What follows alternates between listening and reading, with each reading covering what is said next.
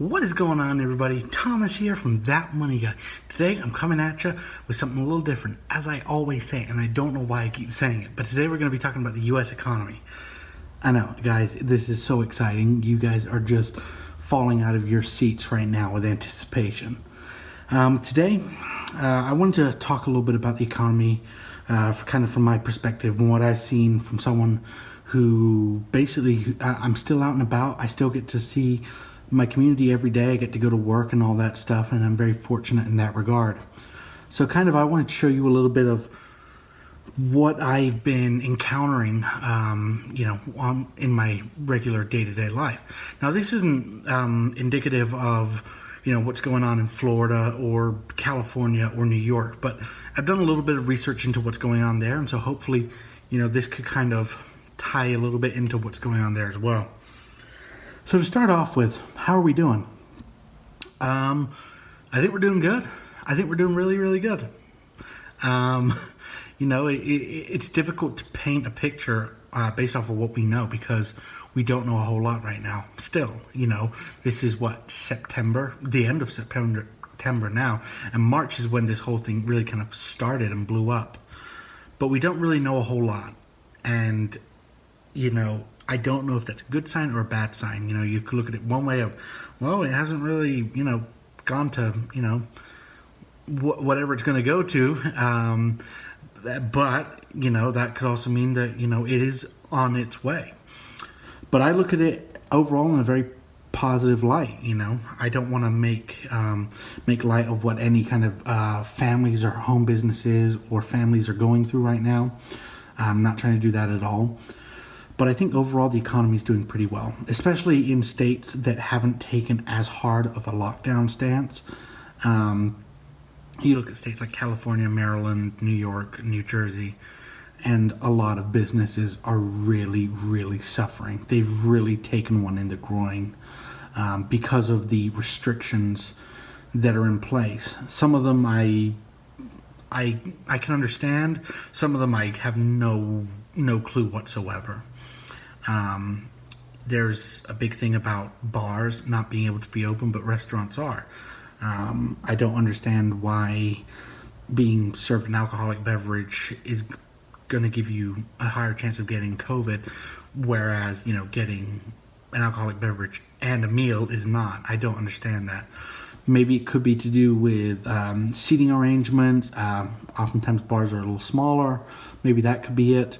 But again, I think it should be up to the establishment manager. But that's personal preference. States that have been a little bit looser, Utah, Texas, Idaho, where I've been, we've seen upticks. We're still not out of it. We're still not out of, the phases, but we're doing quite a bit better, I would say, overall compared to other states because of the fact that we understand that once we're through all of this, we need to have an economy to go back to. So shutting restaurants, so shutting bars, all this stuff, it's not as healthy. It's not as good. And again, we understand the reason for it, but, if we start shutting bars down, if we start shutting down restaurants and stores and this and that, people are going to be out of work. There's going to be less options for people to go, and it's going to start to buckle. And we're trying to avoid that. And so I see a lot of sense in what, governors, especially in these generally tend to be red states, the stances that they've taken on it. Now, California, New Jersey, and New York in particular, they've been experiencing a mass exodus. That is basically large groups of the population are picking up, getting out of town. They're sick. They're tired of it. They're tired of seeing what's going on in the streets. They're sick and tired of seeing what is going on with the way this whole thing has been handled, with crime, with all this, that, and the other. People are just like, I'm done. I want to go somewhere more sane. And that is ultimately really, really going to hurt the economies of the state. I'm not as worried, though, as I would be if it were, Vermont or Arkansas, because these states are always going to have a really, really high tourism industry once this is all over. I'm thinking more of the short term over the next maybe 2 fiscal years.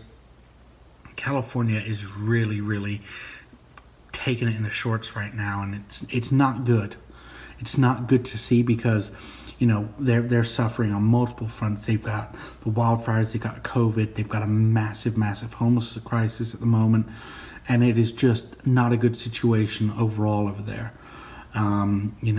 For what it's worth, I believe that there needs to be a sit down between public officials and the people, and I think that people need to start talking about options and what we can do, because at the end of the day, the government, we took this situation for what we all knew about it, and I don't believe that they knew much more than we did. I think we were all very ignorant when it came to this, but now that we're a few months in, we understand who's at risk. We understand what the chances are, and usually we by now we've got some kind of a baseline of who does better than others, who fares worse, so we can kind of make decisions based on that. We're not seeing that happening. So I think that if we can get these people mingling and we can say, hey, look, these guys need to open up their businesses.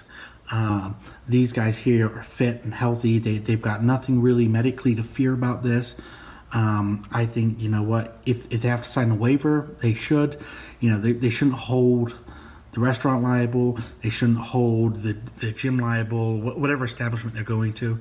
And I think that we should start telling businesses, hey, look, you guys, you can open. Limiting restaurant capacities, I understand the point. I don't know how effective that is overall. If someone's going to get it, someone's going to get it. If someone already has it and they don't know it, because a lot of people are asymptomatic, right?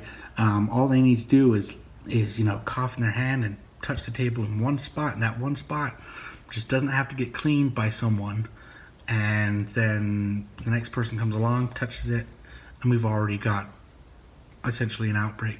So I don't think that there's any way of really slowing this thing down. Kind of a maybe not be a popular thought, but we have seen a lot of really positive developments from Sweden with this herd immunity. It's basically this country saying, look, if you guys want to wear masks, you can. If you guys want to sanitize, you can. But we're not going to impose any severe restrictions on your movement, on your activities. And Sweden had this massive uptick, then it fell back down. And then there was a little bit more of an uptick, and that was kind of what they thought was a second wave. But their deaths haven't, comparatively, knock on wood, been as bad as thought. And I think that we can follow a very similar model here. The elderly are definitely at risk.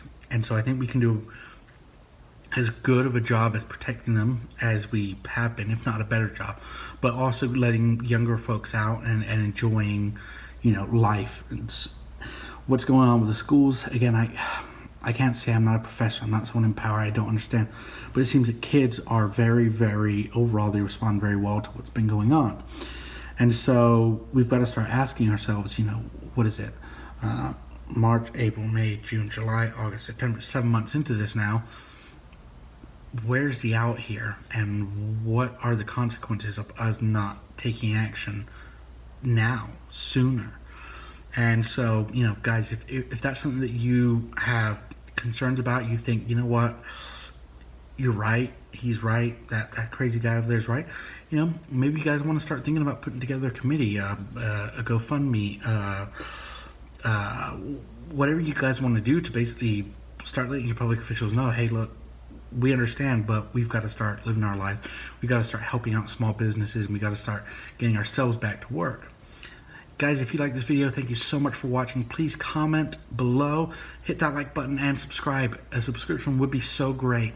I really appreciate your time, guys. Thank you so much for watching That Money Guy. I love you. Take care. Adios. Goodbye.